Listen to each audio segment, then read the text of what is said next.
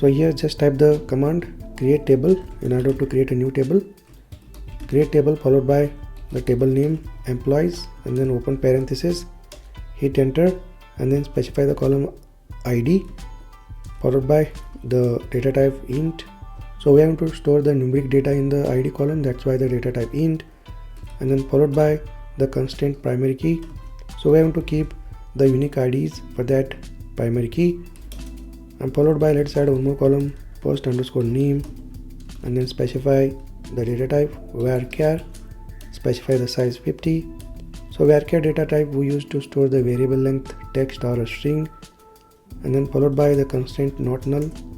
So we don't want to keep the null values in the first name column, that's why not null constraint, and then put the comma, and then just enter the column name last underscore name, and then followed by the data type varchar, and then size 50.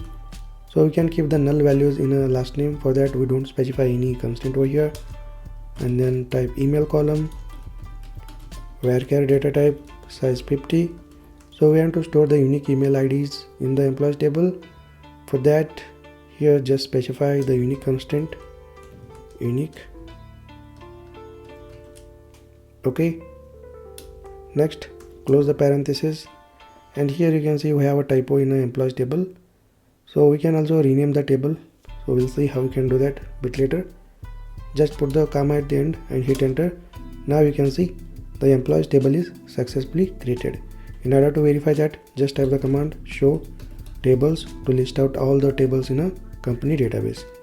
And here you can see right now only one table is there in a company database.